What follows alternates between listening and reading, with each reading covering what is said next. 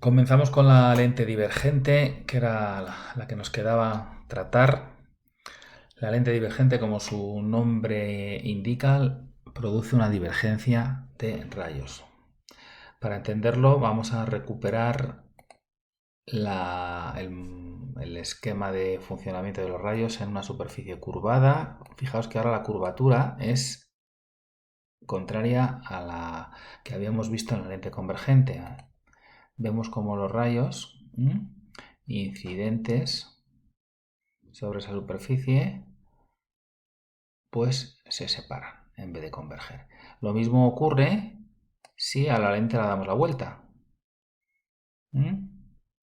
Al vidrio en este caso, esto no lo podríamos llamar lente todavía. También se produce divergencias. Podéis imaginar que la combinación entonces del tallado de dos superficies esféricas de esta manera, pues produce una divergencia. Aquí vemos el haz, cómo se produce la divergencia, y también ya podemos empezar a darnos cuenta cómo estos rayos divergentes parece que convergerían sus prolongaciones en algún punto que está en esta zona.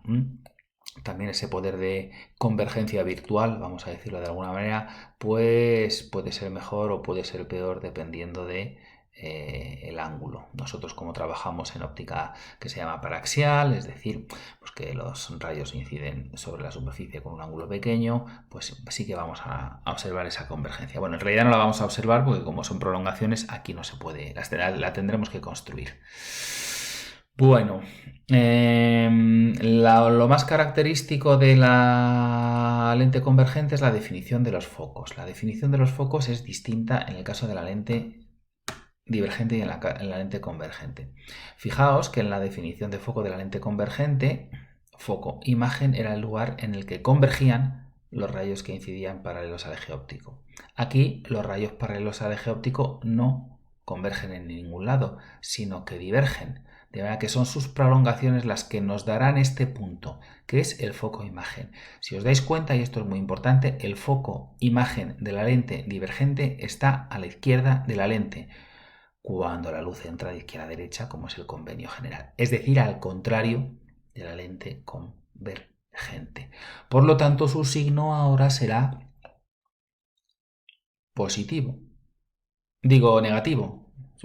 Será negativo el del foco imagen, el signo de la distancia focal imagen está a la izquierda, sería negativo.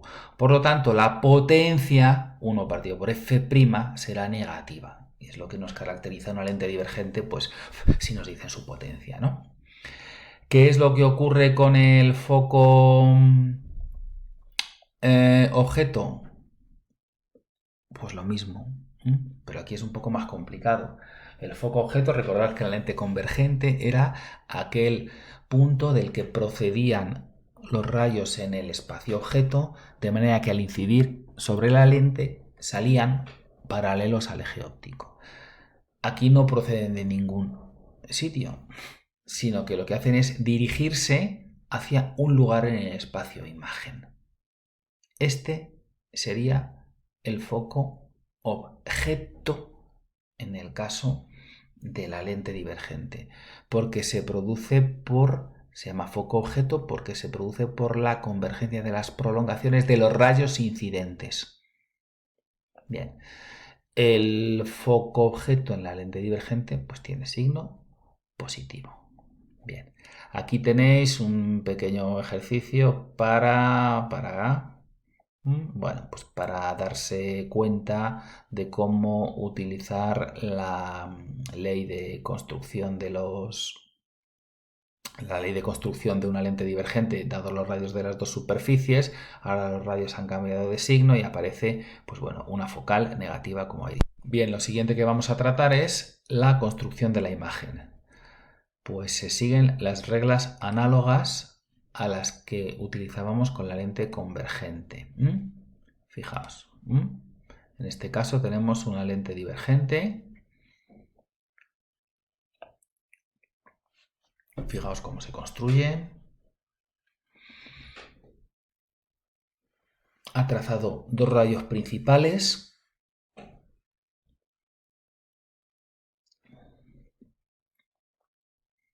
vamos a ver cómo ha hecho la construcción. El rayo principal 1 incide en la lente paralela al eje óptico y se desvía pasando por el foco imagen. Hombre, no puede pasar por el foco imagen al tratarse de una lente divergente porque el foco imagen está a la izquierda. Lo que hace es desviarse de manera que como si viniese de F'. El rayo que pasa por el centro de la lente no tiene ningún problema, no se desvía y ya está. Podemos intentar hacer otra construcción. Vamos a ver, a parar aquí.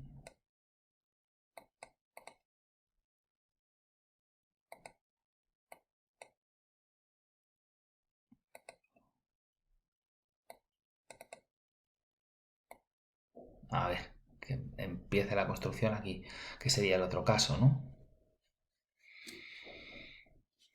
Rayo paralelo al eje óptico que incide en la lente, se desvía como proveniendo del foco imagen.